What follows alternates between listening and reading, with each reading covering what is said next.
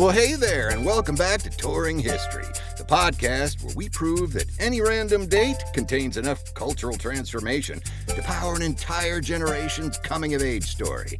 Hey, I'm Dave.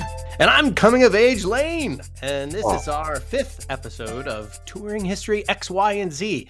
It's our shorter format designed to entertain and educate across multiple generations. Well, yeah, the three largest generations, I think. And 5 episodes in, and this format keeps revealing how the same historical moment can resonate completely differently depending on your generational lens. Yeah, think of it as historical empathy training with better retail innovation. And before we dive into a day that gave us everything from barcode technology to marriage equality to the birth of modern fantasy publishing, we need to talk about Ike's Love and Sandwiches. That's right. We need to be fed first. Are we really segueing, though, from retail innovation to sandwich construction? Well, Dave, when you're Yeah. about to discuss UPC barcodes, same sex marriage rights, and Harry Potter all in one episode, you need sustenance that understands both efficiency and magic. Ike's Love and Sandwiches doesn't just make sandwiches, they create systematic deliciousness. Yes, and magicness. Since 2007, they've been proving that organization and creativity aren't opposites. Over 600 sandwich combinations. 600 sandwich combinations. Woo! Amazing. Each one systematically crafted. They must run it through AI and named after someone who matters. From the Pee-wee to the hot mama. Ooh, wonder what's in that.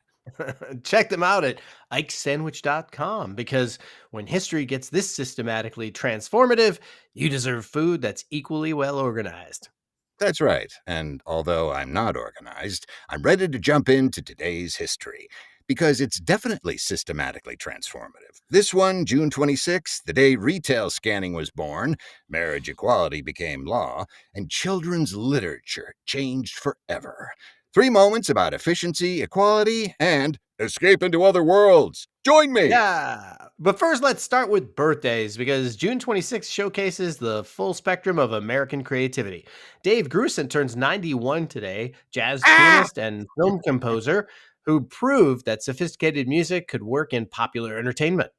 Yeah, he's great. Plus, we've got Chris Isaac at 69 creating dreamy rockability that somehow made heartbreak sound luxurious rather than just painful. Yeah, and Paul Thomas Anderson's 55, making films that are both deeply personal and cinematically ambitious, proving that art house and entertainment don't have to be enemies. No enemies there. Oh, here's a good one. Nick Offerman at 55, turning woodworking and deadpan masculinity into comedy gold while secretly being one of the most thoughtful performers in entertainment. He's great. And also a fellow classmate of mine at University of Illinois, but that's a different story. And Really? Ariana Grande at 32, evolving from Nickelodeon star to pop powerhouse while maintaining both vocal excellence and cultural relevance. Yes, and had to deal with some guy who liked her feet. But anyway, from And a guy named jazz. Pete. Pete, and a guy who liked her feet. That's right. From jazz legends to indie filmmakers to pop superstars, June 26th really captures how American creativity keeps reinventing itself. Well, that's us. Yeah. So, first up, June 26, 1974, the first UPC barcode gets scanned on a pack of Wrigley's gum in Troy, Ohio. And this is peak Gen X retail experience right here. Yeah, it's amazing that we, these days, take that barcode for granted. I mean, can you imagine how long it took at the checkout before that happened? Oh, here we go. Lane's connecting grocery store technology to generational identity again.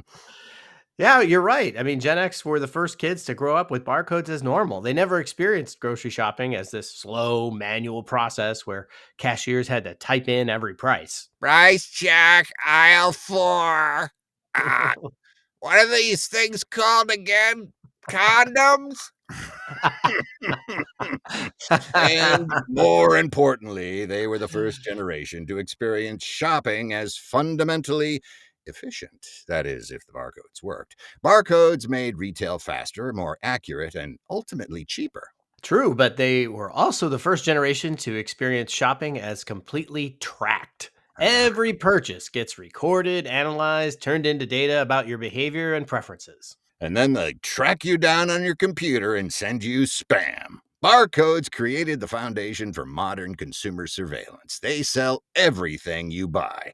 Every time you buy something, the system learns more about who you are and what you want. It's Big Brother at Stop and Shop. It is. Gen X grew up assuming that convenience and privacy were opposites. If you wanted efficient shopping, you had to accept that corporations would track everything you bought. And they were mostly okay with that trade off. Faster checkout, better inventory management, lower prices in exchange for giving up purchasing anonymity. What's fascinating is how this prepared them for the internet economy. Gen X weren't surprised when online shopping required giving up even more personal data. Yeah, shocking that they weren't surprised because everything is sold. They'd already learned that modern convenience requires information sharing. It ain't free, folks. Barcodes taught them that efficiency and surveillance go hand in hand. Although, let's be honest, most people have no idea how much information retailers can extract from barcode data. It's not just what you buy, it's when, where, how often, and what you buy together. Lane's up at 11 again at Costco. Your grocery store Condoms. probably. Aisle 4, he's there again. Get him. Your grocery store probably knows more about your habits than your family does. Uh-oh. I smell a bribe coming. And it all started with a pack of juicy fruit in Ohio. The most mundane technological innovation with the most far reaching social consequences. Very Gen X experience, accepting revolutionary change disguised as ordinary progress. Yes, very subversive. All right, well, on to June 26th, 2015. The Supreme Court rules in Obergefell versus Hodges. Now, there's a mouthful. Legalizing same-sex marriage nationwide. These dentures again. And this is the defining millennial civil rights victory. So, how is marriage equality specifically millennial, Dave? Well, I'm glad you asked, Lane, because millennials were the first generation to grow up with the LGBTQ plus rights as a mainstream political issue. They watched this entire movement happen in real time, from total marginalization to constitutional protection. Pretty quick. And they were the generation that made it politically viable. By 2015, young voters overwhelmingly supported marriage equality, which gave politicians permission to evolve on the issue. That's right. Marry who you want, date who you want. We're not living with the pilgrims. Millennials entered adulthood assuming that love was love, that discrimination based on sexual orientation was obviously wrong, that marriage equality was just inevitable. You're going to do what you want to do. That's why we're a great country. But they also watched how long institutional change takes. The first same sex marriages happened in Massachusetts in 2004, and it took 11 more years to get national recognition. There go those pilgrims again. That's peak millennial political experience, being obviously right about something, but having to wait for institutions to catch up with basic human decency. Yeah, and the victory felt both enormous and insufficient. Marriage equality was huge, but workplace discrimination, adoption rights, transgender protections, so many issues remained unresolved. And now they're being completely rolled back. Millennials learned that civil rights victories are incremental and that you have to keep fighting even after you win major battles and they try and take them away from you. What's remarkable is how quickly public opinion shifted. In 1996, only 27% of Americans supported same sex marriage. By 2015, it was 60%. That's pretty quick. That's faster than almost any other major social change in American history. Millennials didn't just support marriage equality, they convinced their parents and grandparents to support it too. Although the backlash was immediate, conservative states started passing religious freedom laws designed to undermine marriage equality without technically violating it. Yes, but so millennials got to experience both the euphoria of constitutional victory and the frustration of watching opponents find new ways to discriminate legally. Very millennial lesson. Winning Hmm, in court doesn't automatically change hearts and minds. Legal equality and social acceptance are different battles. that's true. So, back to Yeah, 1997. And yeah, guess let's what? go on to Published, Lane. 1997. Yes, Harry Potter and the Philosopher's Stone is published in the UK, and this is absolutely foundational Gen Z cultural DNA. Okay, I'll bite. How is a children's book from 1997, specifically Gen Z? Well, come on, because Gen Z grew up with Harry Potter as their primary shared cultural experience. These books weren't just entertainment, they were the framework for how an entire generation understood stories, morality, and growing up.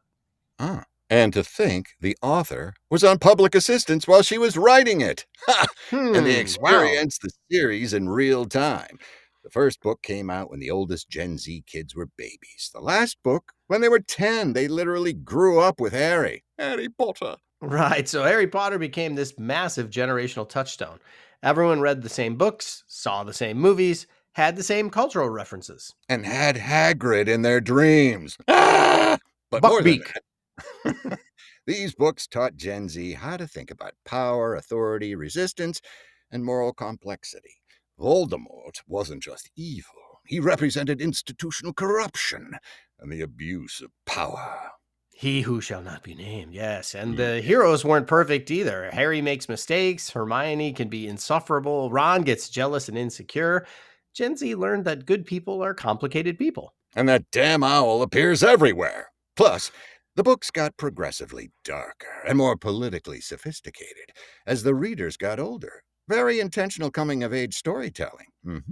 What's fascinating is how Harry Potter created this global youth culture. Kids everywhere were reading the same stories, learning the same lessons about friendship, loyalty, and standing up to authoritarianism. Yeah. Yes. Wake up, kids.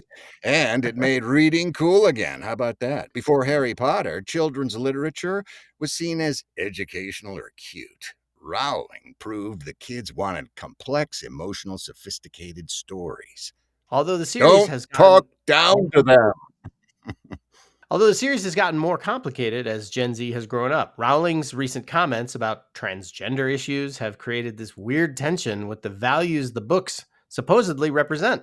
Do you know that Harry used to be Helen Potter? Just kidding. That's very Gen Z. Learning to separate art from artist, to appreciate the positive impact of stories while critiquing their creators' limitations. Harry Potter taught them that even heroes can be disappointing, which turns out to be excellent preparation for adulthood. Yes, I know what they all feel about me, Lane. Don't worry, I can take it. Speaking of magical combinations that actually deliver, let's talk about Ike's Love and Sandwiches. Oh, what a great subject, where every order feels like discovering something special. Yeah, while other places offer predictable options, Ike's creates experiences. Over 600 different sandwiches, each one carefully crafted and named after someone who made magic happen in the real world. That's right. The only thing supersized at Ike's is the menu. The Harry Houdini, turkey and pastrami with Swiss, and it disappears pretty quickly, proving that the best tricks are the ones that actually satisfy. The Maya Angelou, chicken with avocado and sprouts because some combinations just make everything better. Founded in 2007 with the belief that great food should be both systematically excellent and creatively inspiring, proving that efficiency and artistry work perfectly together. Just like us. Check them That's out at right. ikesandwich.com, where every sandwich proves that the best magic happens when quality ingredients meet genuine creativity. Yeah. Well, there you have it. Our fifth touring history X, Y, and Z episode. Fantastic. June 26th gave us three different approaches to transformation, technology efficiency, legal equality, and cultural imagination. What strikes me is that this is your line.